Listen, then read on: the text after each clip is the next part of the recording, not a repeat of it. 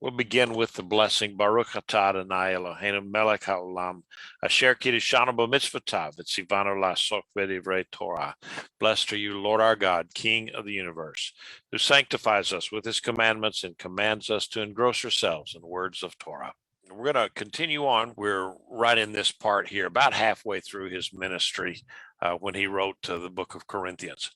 All right, so go ahead. Now I urge you, brothers and sisters, through the name of our Lord Yeshua the Messiah, that you all speak the same thing, and that there be no divisions among you, but that you be united in the same mind and in the same purpose.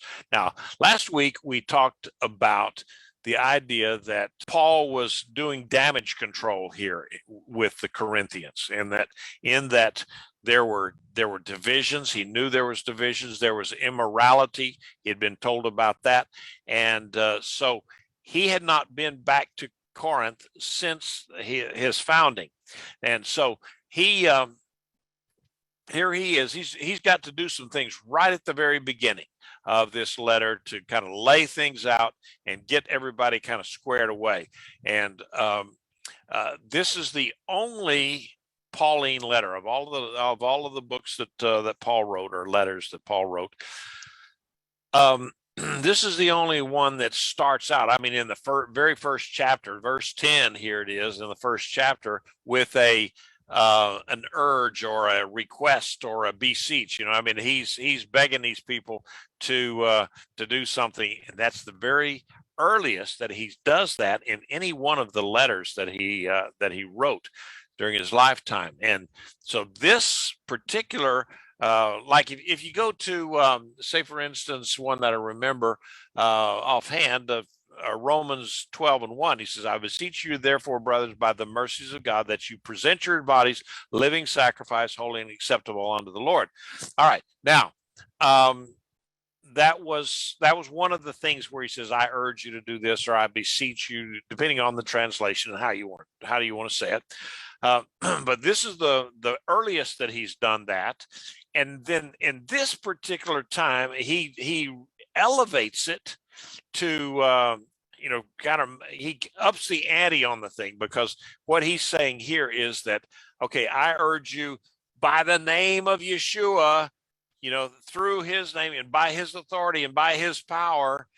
And that's where he's bringing that up into a higher plane, making it more important, more serious, and trying to get their attention.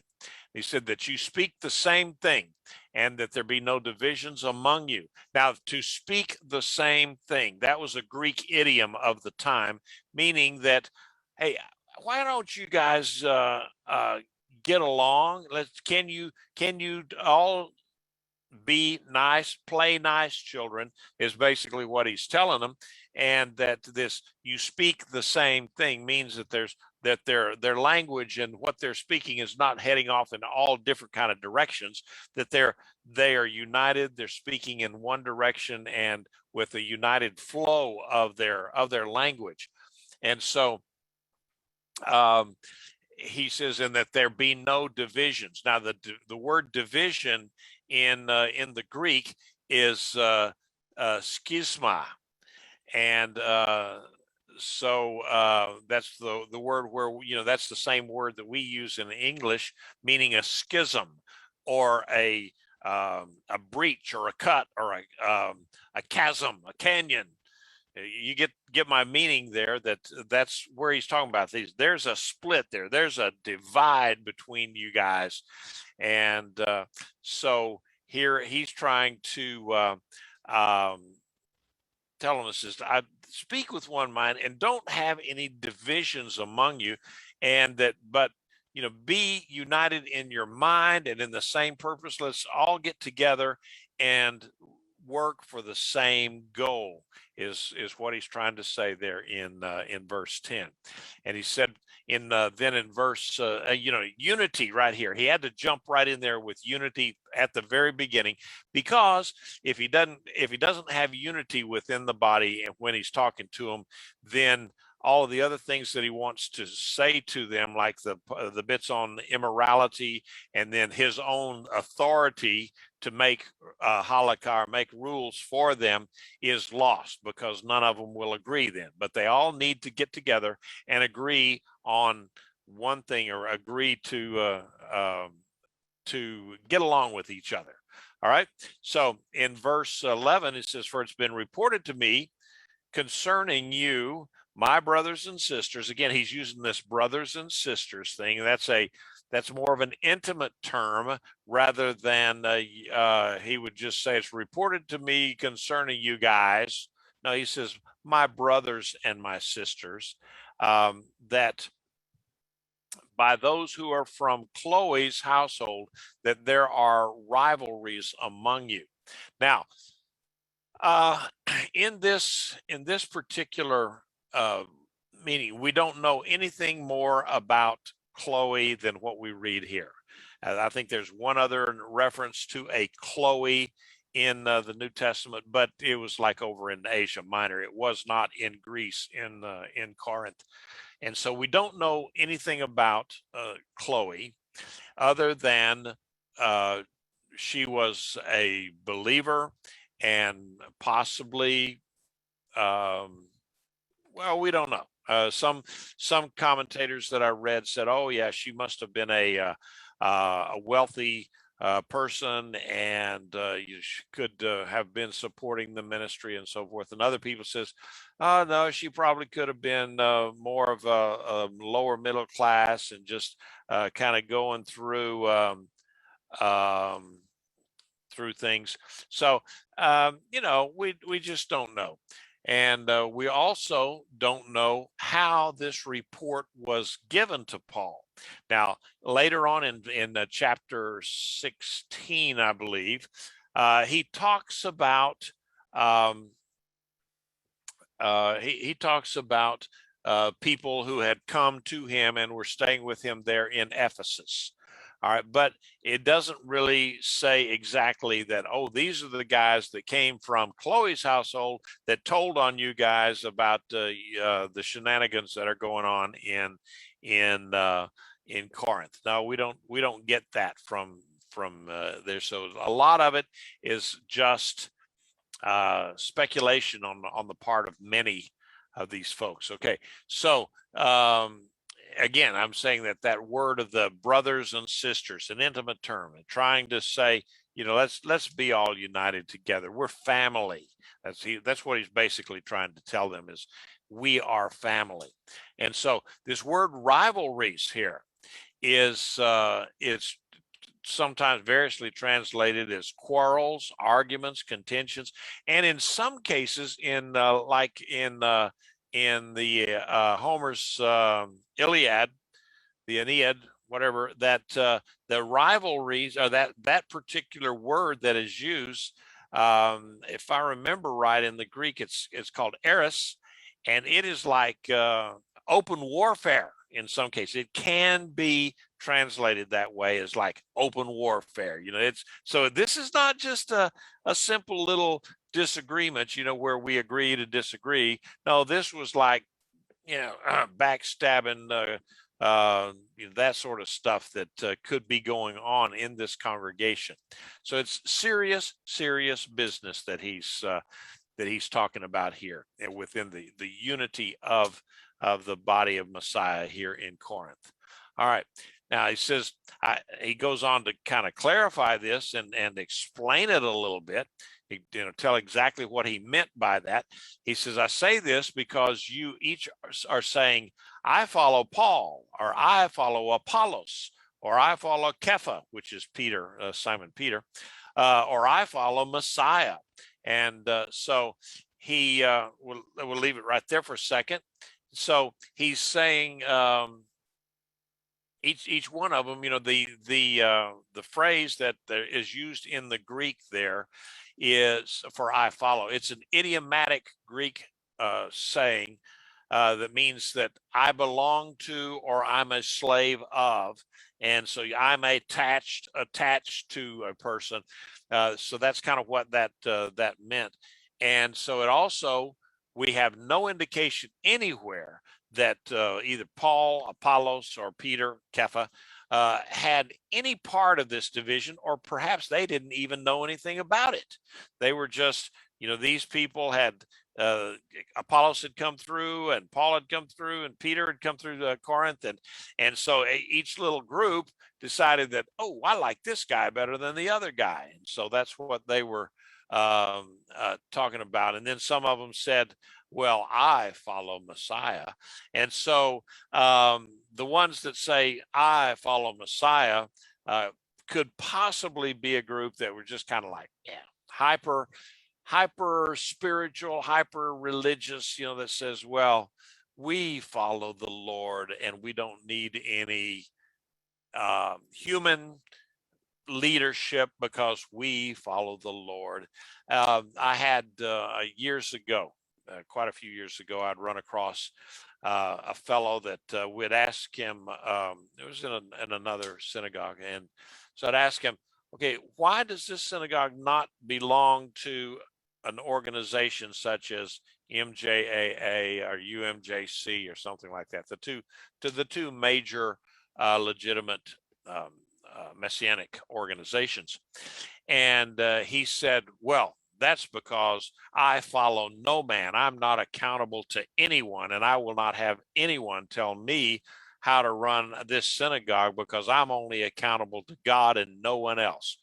Which, I thought that set me back a little bit, and I told him, I said, oh, on the contrary, I said, you're accountable to every single person in this synagogue, right from the oldest person down to the newborn baby. You are accountable to those people because God puts you in charge of something, and you are accountable to them. And so my argument was that all congregations, any congregation, should not be independent of anything and everybody else. They should be part of a overall organization so that someone keeps them accountable to certain principles and certain rules of behavior and moral standing and theology and ethics and so forth. So anyway, that's what some of these people that said that they follow Messiah, that could have been what that meant. It's not totally clear in the language, but Paul goes on then to follow that, and he says, well, here, look at this. He says, has Messiah been divided? Is he a separate entity? We've got this part of Messiah, that part of Messiah, another part of Messiah. He says, it wasn't Paul that was crucified for you, was it? And so, he's pointing out that a person is not what they should be following as such. Or it says, were you immersed in the name of Paul? Meaning that, did I immerse you or baptize you so that you should be following me rather than something else or so forth? Because some of these people, they were baptized, by Apollos, or immersed, by Apollos or Cephas, Peter, and certainly they were not baptized or immersed by Yeshua, the Messiah, because he never visited Corinth. So Paul is bringing those kind of questions to them, and he just kind of points out the absurdity of their argument there. That, okay, how could you do this? Is Messiah divided? Did I die for your sins? No. Did I baptize you? No. So why are you saying you're following me or whatever?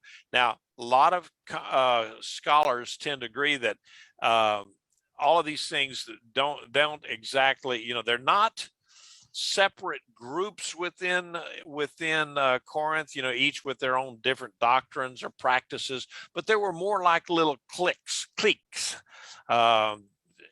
within the one congregation. I don't know if you've ever been in a congregation or a group where within that group you've got little groups. School was especially like that. When we were in grade school, high school, you had the little cliques. You had the the jocks over there. More, they had their little group, and then you had the cheerleaders over there in their little group, and then you had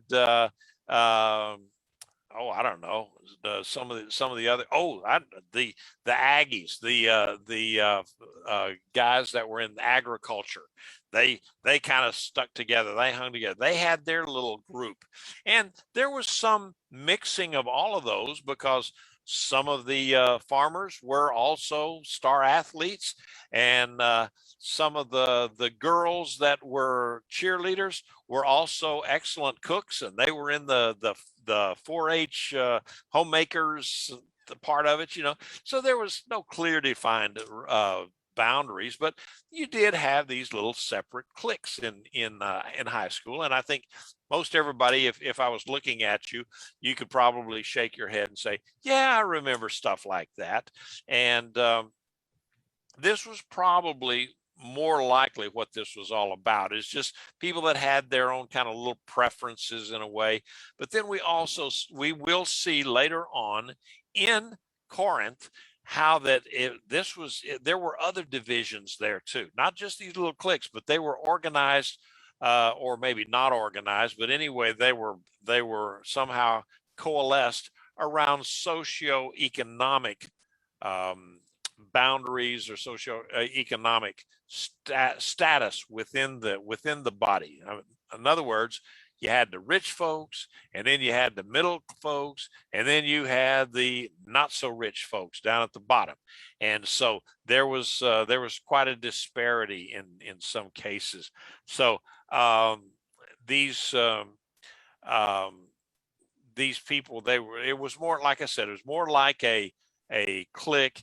And also back in the day that we're talking about here, that they didn't have really what we would call political parties, such as, you didn't have the Republican Party, the Democrat Party, the Socialist Party, the Labor Party, or whatever it may have been. They tended to follow a person, and then they said, well, yeah, we will follow this person.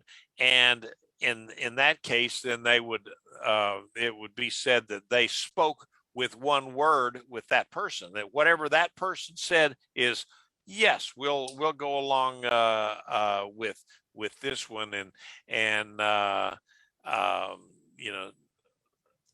so that, you'd have somebody would say, well, I follow Gaius, and another guy says, well, I follow Stephanopoulos or something, whatever their names. You make up a name, and then whatever that politician would say, well, then those people that followed him say, yeah, that's what we're saying too. Yeah, we'll go along with that. And so it's a little different than our political parties would be today, but that went into play there with what they were, with how they were how Paul was identifying them. And so and so does everybody kind of get that any comments or questions on that? Charles, did you have something? Oh, I don't know how I go off mic sometimes. No, I don't have any questions. Okay. I get you what you're saying. Okay, good. Anybody else have a question or a comment? That's okay. All right. So anyway, that's kind of where we are so far in that in the Paul's arguments. So where he comes up there then, and he says, I thank God that I immersed none of you except Crispus, Gaius, and so that no one could say that I immersed you into my own name. And I also immersed the house of Stephanas besides them. I don't recall if I immersed anyone else. For Messiah sent me not to immerse, but to proclaim the good news, not with cleverness of speech, so that the cross of Messiah would not be made of no effect. All right. So Paul starts out here was, I thank God.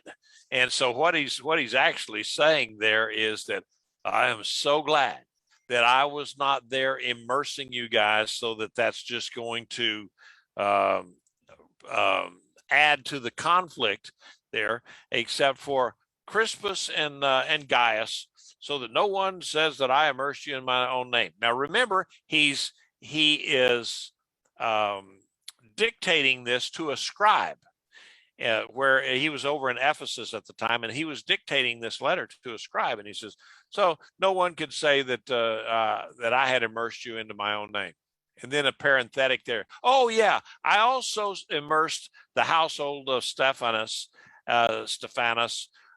besides them, and I don't really remember if I immersed anybody else. You know, that's the only ones that I can remember is Crispus, Gaius, the people in the household of Stephanus, and that might have been the sons, daughters, in-laws, and servants, so whatever it may have been. It could have been quite a few people, but he said that's all. And if I immersed anybody else, then I have no recollection of it. I don't remember. And so Paul's was like a lot of us. He had slept since then, so he couldn't remember all of that stuff.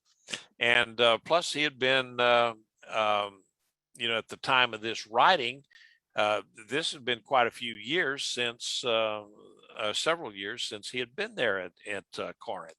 So now when he's saying this, evidently, and I guess we just kind of infer this, that some of these divisions or factions here were based on who baptized them. Okay. And now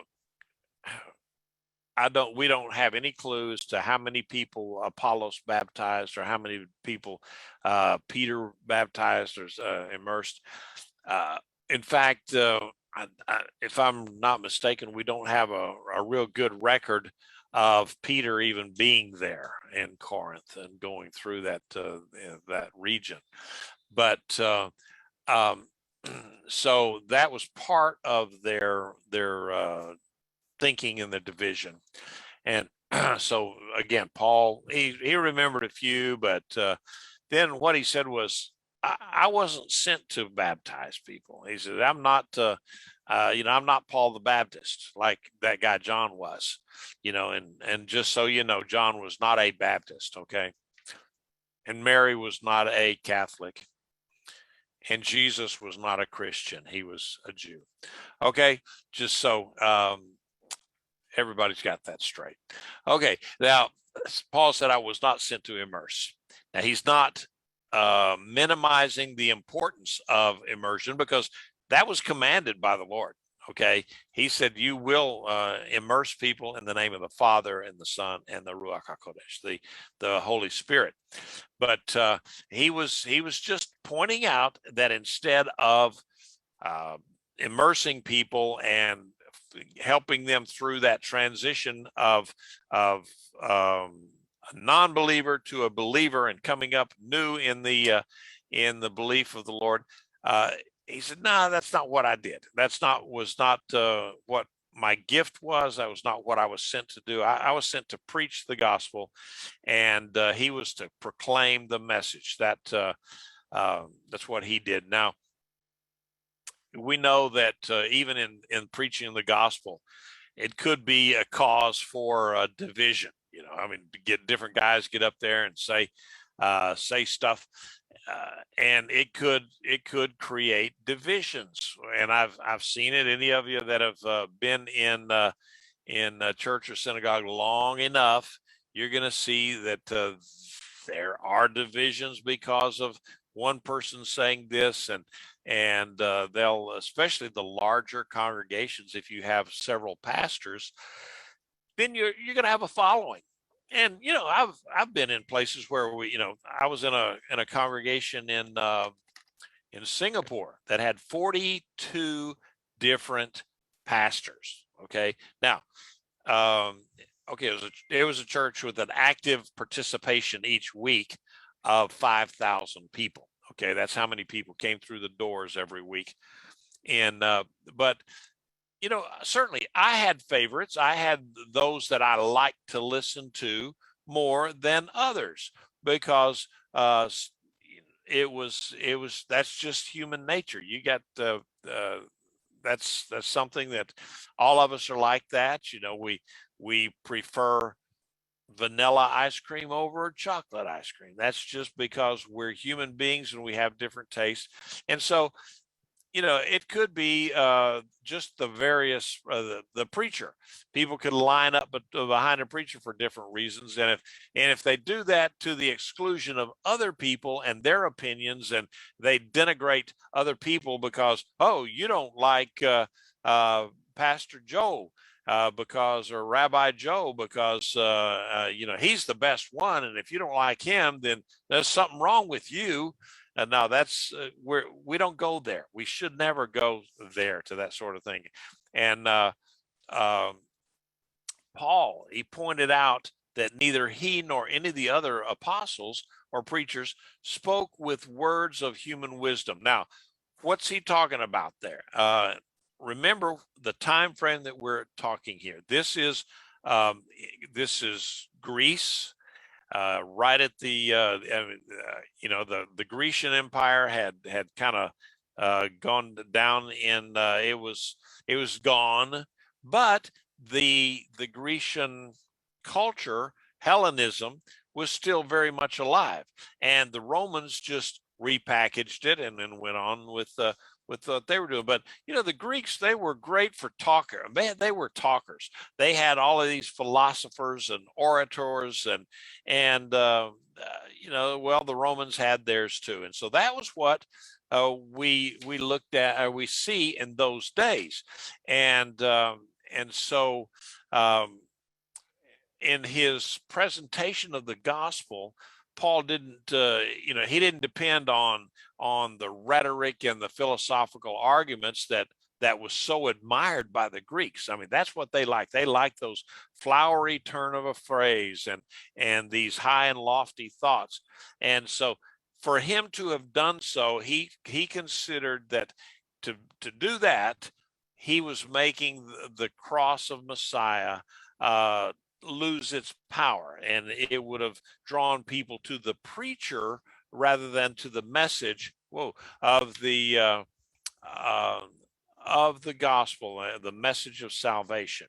All right, so and so we shouldn't really tie ourselves to a person, or say a rite, or a service in a congregation, because that can lead to favoritism. And again, I said that when you're in a large congregation, you're gonna have teachers or preachers that you like to listen to more than the other guy. That does not mean that there has to be contention. Okay, and so that's why that we should always follow the Lord and his line of teaching, rather than get too tied up with one person or another. Okay. Any comments or questions?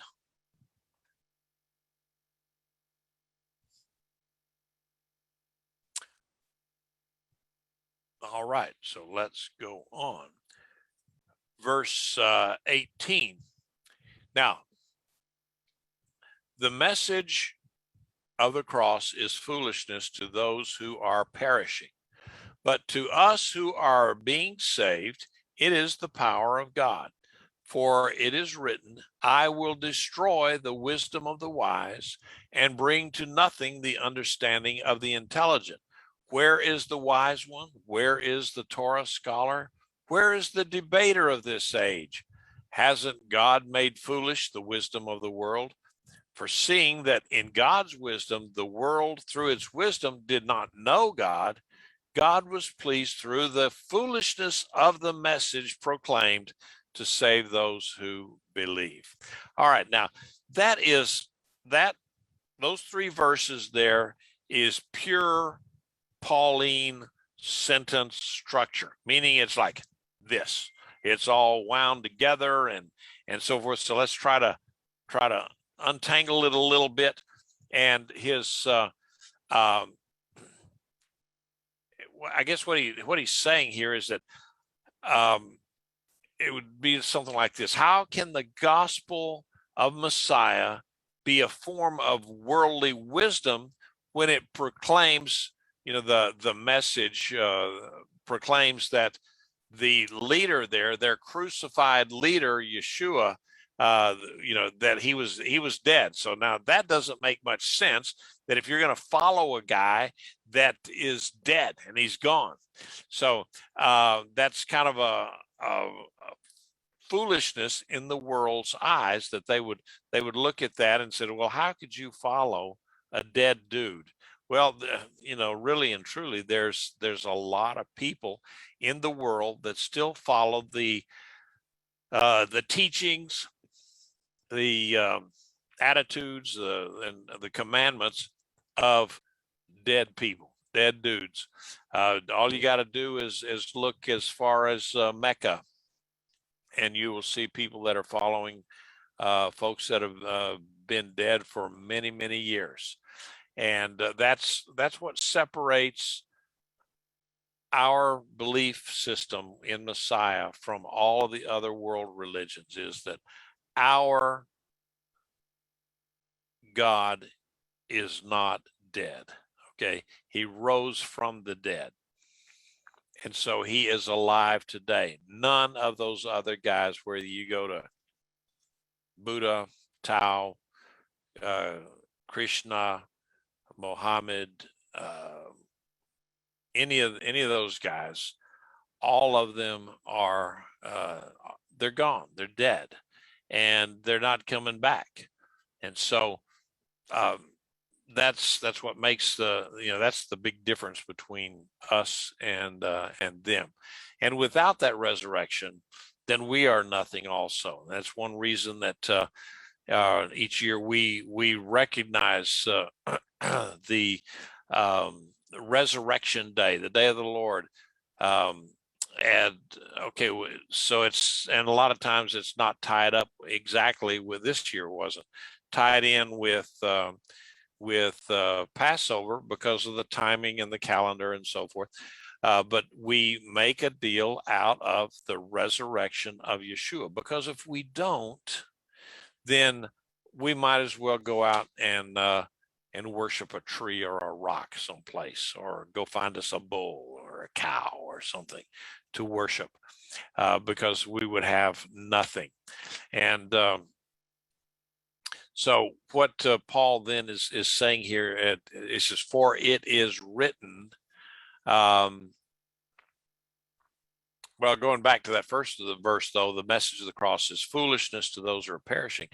Meaning that people who have not accepted it, won't accept it, and they're on actually the road to perdition, they look at it as being foolish. I participate in some stuff online sometimes where people were I got into it where they were asking questions about Judaism, Hebrew, Messianic Judaism, and it was kind of an open forum, and so that's why I got into it.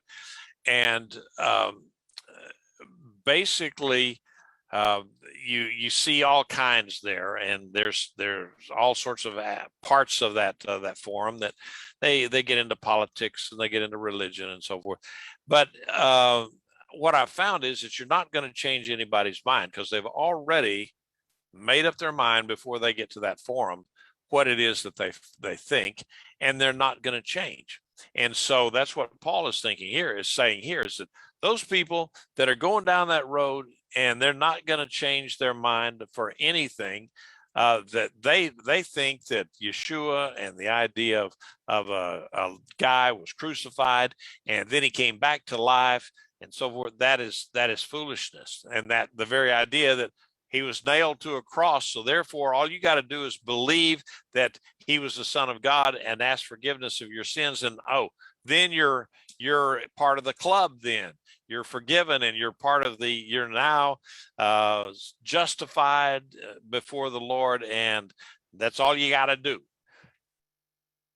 That really, and on its face, they got something. It doesn't make a lot of sense, other than the fact that that's the way God set it up. He wanted to make it simple so that you did not have to go through a huge initiation rite. And there are secret societies and clubs where you have all sorts of initiations where some people get harmed and even die going through the initiations. This is not a fraternity or a sorority. This is much, much bigger than that. And in fact, it's a whole lot easier to get into, but the benefits are so far greater than any kind of sorority or fraternity, because what do we have? We have an eternity with the creator of the universe. And so we can go just really hang our hat on that's something that's really important. All right. Now, just going on with that, it says, for it's written, I will destroy. I didn't change my page there. Said, I will destroy the wisdom of the wise and bring to nothing the understanding of the intelligent. Now, this is the first Old Testament quotation that Paul uses in the book of 1 Corinthians. Now, he uses, depending on how you count them, and where if you say, well, this was a paraphrase of something, or this is a quote from something, there are about at least 14 and as many as 19 of these quotes that Paul had from Old Testament sources. And we see two of them right here in chapter 1. And so here he is. This is Isaiah. Therefore, behold, once more I will do a marvelous work among this people, a marvel and a wonder. So the wisdom of their wise will perish, and the discernment of their discerning will be concealed. What he's referring to there, what that is that the people of Israel were not following what God told them to do. There was doom impending. They were surrounded by enemies, and so rather than calling on the name of the Lord to save them from that, the leaders of Israel and then later Judah decided to basically rely on their own counsel and their own ideas and so forth. So here again, God is saying, well, look, I'm going to do some stuff here that's just going to blow all of your wise men out of the saddle, because they're not going to be able to compete with what I'm going to do. They can't explain it. And so that's why Paul is going back to this particular quote, that if you want to see wisdom, don't look at the wise men. If you want to see God's glory, don't look at somebody that's going around in a fancy robe and all spiffed up and glorious in his robe. No, you go to the Lord. You look to the Lord rather than to a certain person. So Paul has argued here that God has decisively rejected all the wisdom of the world, the status, the political power, the oratorical skill of people, and set forth his own wisdom in the proclamation of the crucified Messiah. To the world, it makes absolutely no sense. And from the world's point of view, it is foolishness, utter foolishness. So, but God has basically, he's dethroned human wisdom, and through the gospel of Messiah, the crucified Messiah, he's decided, okay, that's the way I'm going to have people justified before me and in a right standing before me. And yeah, maybe it doesn't make any sense to those guys, but that's the way it is. That's the way I want it to be, and that's the way it turned out to be. And so God said, yeah, I don't care what you think is wise or foolish. This is what truth really looks like.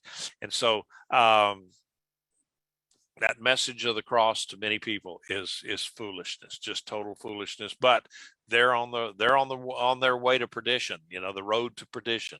But those of us who are believed, we look at that and say, that's what saved us, is that his sacrifice on the cross is what actually saved us. And we believe that to be true. So and so then it goes on and says, where's the wise man? Okay, Paul contrasts the human wisdom and the foolishness of the world regarding salvation. They'll never understand it until maybe the Holy Spirit gets a hold of their lives and draws them, and they're not so hard-hearted and stiff-necked that they won't won't keep rejecting the Lord. But unless they do, they're always going to feel like that it's just foolishness and nothing to be really followed at all.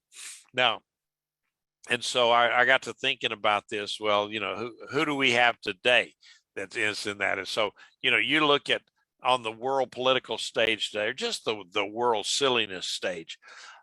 You've got Hollywood that's out there with all these actors saying, oh, I think you should do this or that, or the world is going to end in 12 years because we have all of this global warming and so forth. Well, I wish that we'd had a little bit more of that global warming back in February when it was 10 degrees here in South Texas. And then you got the NFL guys, kneeling and doing all that silly stuff that they're doing. The NBA dudes that, they can talk about all sorts of stuff about how we are oppressing people in the United States while they're making their millions from products that are made in China with slave labor. The hypocrisy there is just phenomenal. And then, of course, you got the two opposite ends of the spectrum on the news with Fox on one end, or it used to be Fox at one end. I think they've kind of gone. I think they've sold their soul a little bit, but. Then CNN obviously is total leftist that they ought to call them the communist news network, and they're all of those things. The Oprahs of the world, the Dr. Phil of the world, and some of those guys. All of that is foolishness compared to the wisdom of God and how He had made this thread of salvation through the Messiah, all the way from Genesis 3:15 all the way down through the last trumpet sound in Revelation. It's there every book of the Bible. So, all right, let's jump into any comments or questions that anybody might have. All right. So let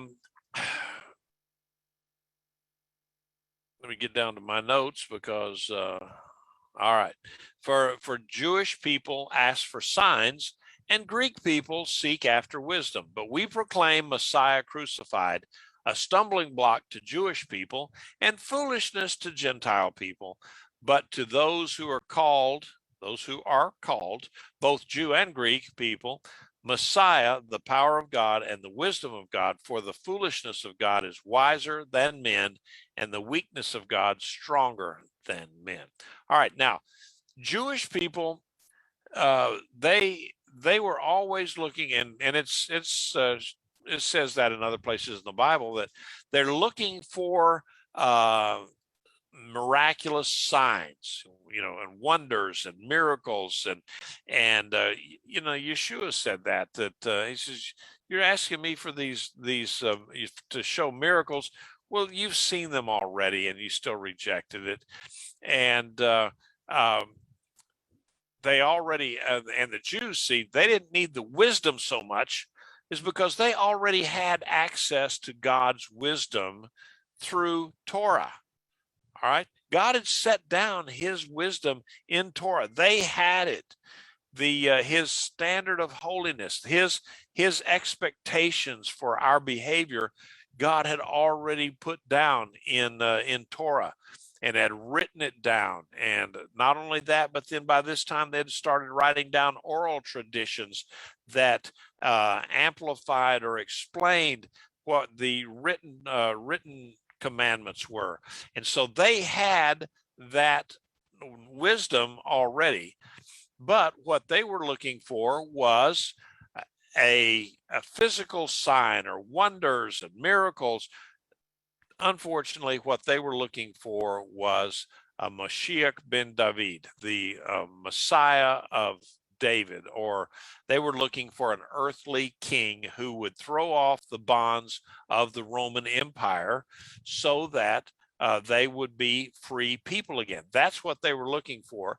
They did not recognize that first it had to be the Mashiach ben Yosef, the suffering servant who would be crucified, raised from the dead, and that would set up the sacrifice for their sins, that they could then stand before the Lord. And it's interesting that you can still find those kind of concepts within early Jewish writings. It's just I've got several books on that show how that some of the rabbis got it sorta. They had a hard time making that leap from what they see in the Bible, in Torah, to making it Yeshua. They saw that, but then, looking at, say, for instance, if they looked at Psalm 22, for instance, and you look at that and you say, oh, you read Psalm 22 sometimes, and who does that refer to? Well, it cannot refer to anything and anyone else but the Messiah, the suffering of the Messiah. And so, but they would say, oh no, it's Israel. They'll and same with Isaiah 53. They'll say, no, that was actually talking about all of Israel were the suffering ones, and so on and so forth. But it doesn't hold water, but for a variety of reasons. And so that's why, even though they had God's wisdom in Torah, they did not have they rejected the signs and the wonders.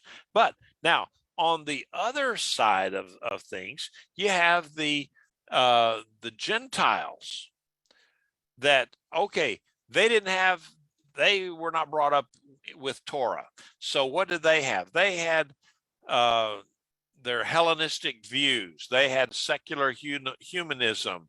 They had the first century equivalent of Oprah Winfrey and Dr. Phil telling them different things, and so that's what they would sit around, and somebody would get up there and he would talk very flowery, with a lot of flourish, and make these philosophical arguments and so forth, and they would all look up there and go, isn't he clever? And isn't that great? And then they had things called Gnosticism, which is mysterious things that you had to have a secret password, a secret word for, and secret societies and so on and so forth. That's what the Gentiles were looking for. Why? Because they didn't have God in their hearts. They didn't have God in their lives. They had missed Torah had been out there for 1,500 years, and yet they had not somehow latched onto that, even though it was there for people to read.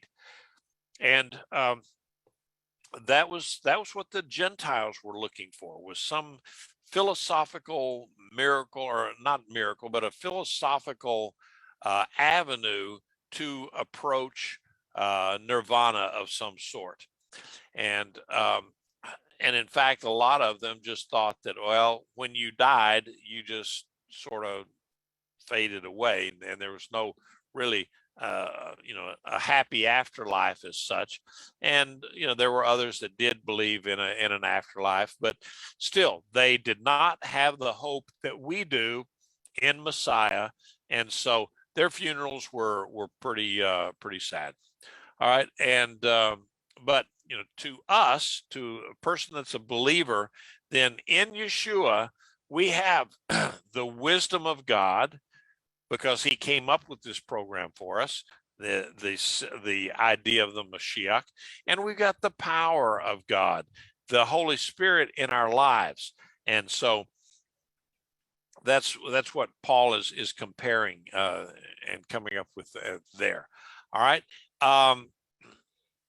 Any comments or questions? Okay, so in verse 26, for you see your calling, brothers and sisters, that not many are wise according to human standards, and not many are powerful, and not many are born well. Yet God chose the foolish things of the world so that he might put to shame the wise. And God chose the weak things of the world so that he might put to shame the strong. And God chose the lowly and despised things of the world, the things that are as nothing, so he might bring to nothing the things that are, so that no human might boast before God. All right, so again, another more Pauline pretzels here. He reminds them, all of them, that they're not born. You guys, okay, before you were believers, you were not born wise. You guys really, in earthly, according to earthly human standards, you weren't born like some of the Greek philosophers were, or powerful. You were not born into an imperial family or a royal family, a royalty of some sort. And well, maybe you weren't born into a wealthy merchant family where people had made the fortune in commerce. Basically, he's just saying, hey, you guys are just regular dudes out down there in Corinth for the most part. You really have nothing. But by the same token, he said, don't worry about it, because God chose the things, the unwise things that according to man, so that he can show the so-called wise man that, he doesn't know anything. I've had I got a friend of mine, in fact, one of the translators for the Tree of Life Bible that we use, said that for him, he calls the guys with the PhDs, PhDities, because they think so highly of themselves. Of course, here he's got 2, if not 3 PhDs in different things, but he kind of discounts them. He kind of discounts them a lot of times. And he says that, you've heard the story about a PhD, says you learn more and more and more about less and less and less. And so by the end of the day, you know everything about nothing. And so he's just, he doesn't, the guy is kind of down to earth in a lot of ways. And he's kind of fun to listen to, and certainly when he teaches, he's pretty entertaining, because he just doesn't take himself seriously. And it's what Paul is saying here. It's the foolish things of the world that God promotes, so that he can show the world, you're not so smart after all. And it's the weak things of the world, where he took a lowly in the world carpenter or a craftsman, and he brought him up in the home, brought this baby up in the home of a craftsman, a lower middle class person, and his wife. And so that he brought him all the way from that to be the savior of the world, the most important human being ever to live in all of the world.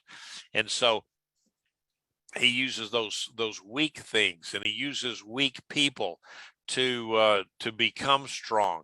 And he constantly chooses weak and broken, spilled out people to Well, in my drosh yesterday, God uses broken and spilled out and weak people so that we might encourage and lift up and build up the broken, spilled out, and weak people. And so that that's who we are. That's what we should be doing, is taking what God has given us and building up other people, because we don't build ourselves up by tearing other people down. And so he says God did all of that so that no human could boast in what he has done, because it's really nothing that a human can do to be in right standing before the Lord. Nothing that a human can do. It's all by the mercies of God. So last two verses here. But because of him, you are in Messiah Yeshua, because who became to us wisdom from God, and righteousness and holiness and redemption, so that just as it is written, let him who boasts boast in Adonai. All right, so here he's saying God alone is the source of our salvation, because he set up the program. He set up the system that Messiah would come and give his life for us. That was all God's doing. We had nothing to do with it, and it's only by his mercies that he allows us access to that. And so the reference that he's talking about there is in Jeremiah 9:23. It's the second quotation from the Old Testament in this letter of 1 Corinthians.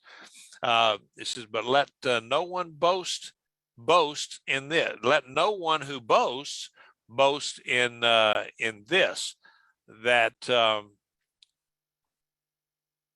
me get it down in my notes here.